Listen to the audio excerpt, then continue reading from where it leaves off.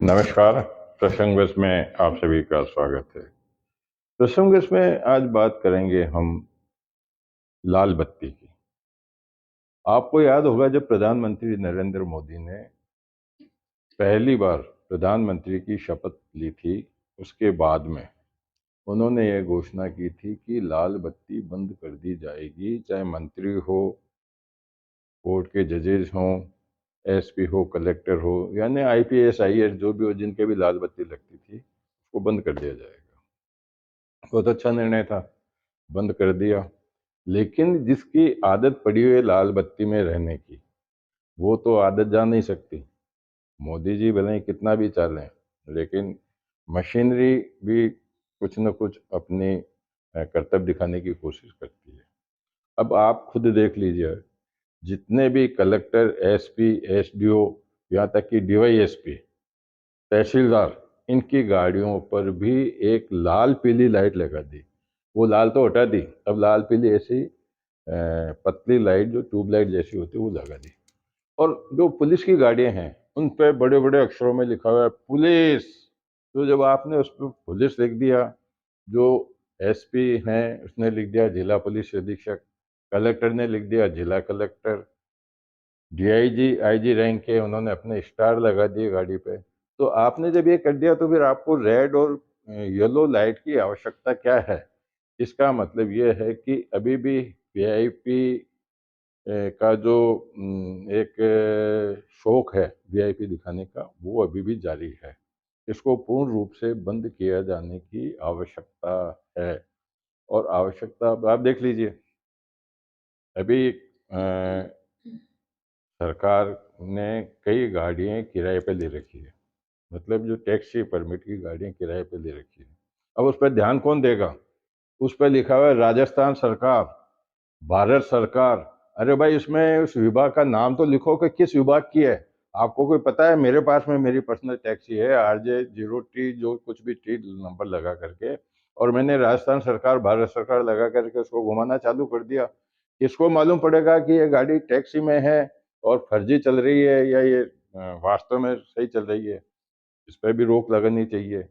उनकी विभागों के नाम उस पर लिखने चाहिए, और उसमें जहाँ तक हो सके उसका पद भी लिखना है। सहायक अभियंता है तो सहायक अभियंता लिख दो ना, उसमें क्या दिक्कत है उसमें? नगर परिषद स्वायत्त शासन संस्थाएं हैं जो पूर्ण रूप से सरकारी नहीं है, लेकिन नगर परिषद नगर पालिकाओं की गाड़ियों में भी लिखा है राजस्थान सरकार। अब वो राजस्थान सरकार से कहाँ हो गई भाई साहब, तो शहर की सरकार हो। तो इस पे भी ध्यान देने की जरूरत है।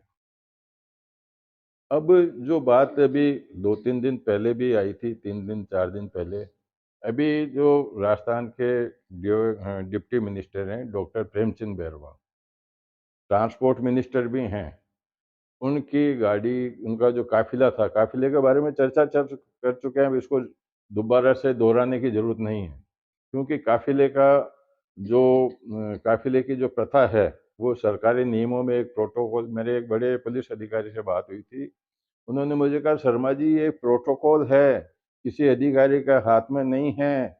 जब तक नियम नहीं बदलेंगे, प्रोटोकॉल नहीं बदलेगा, जब तक इसके अंदर कोई परिवर्तन नहीं होने वाला है।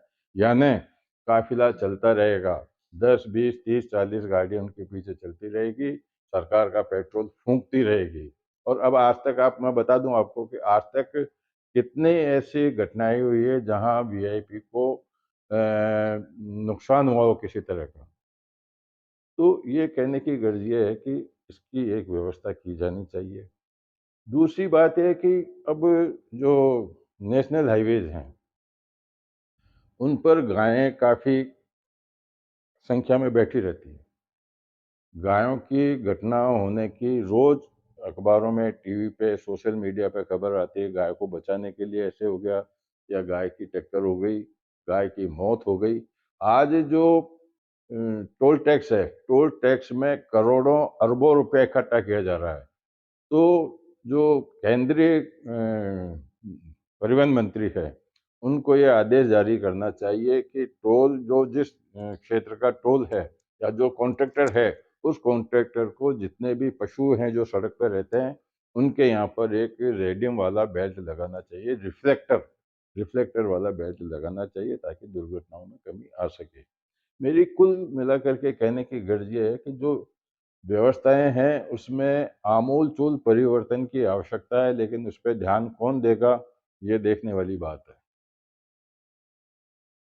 थोड़ा-सा मैं पीछे जाना चाहता हूँ कि हालाँकि आज भजनलाल जी शर्मा का जन्मदिन है और पूरे प्रदेश में काफ़ी उत्साह से मनाया जा रहा है। सरकारी तौर पर भी मनाया जा रहा है, निजी तौर पे भी मनाया जा रहा है, पार्टी के तौर पर भी मनाया जा रहा है और उसको लेकर के वो खुद भी धार्मिक स्थानों पर गए। आज महिलाओं के लिए उन्होंने कई तरह की घोषणाएँ की, करोड़ों अरबों रुपए। ठीक है, करनी चाहिए।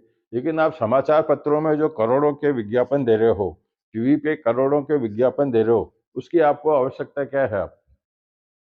आप उसका इस प्रकार से प्रचार किए, जैसे सब डिवीज़न है, डिस्ट्रिक्ट हेड और आप केवल मात्र बैनर लगा दीजिए, होर्डिंग लगा दीजिए। जहाँ के लोग हैं उनको मालूम पड़ जाएगा आप इस शहर में क्या करने जा रहे हो, जिला स्तर पे क्या करने जा रहे हो और जो पैसा बचता है करोड़ों रुपए, उस करोड़ों रुपए को आप जनहित के अंदर काम में लीजिए। तो ये सारी चीज़ें हैं जिसको अ, एक नैतिकता के कारण, सरकार की बचत के लिए, सरकार के बजट के साधनों को बढ़ाने, वित्तीय साधनों को बढ़ाने के लिए और ज़रूरतमंदों को उस राशि का लाभ दिलाने के लिए इनमें ये व्यवस्थाएँ करनी ज़रूरी है।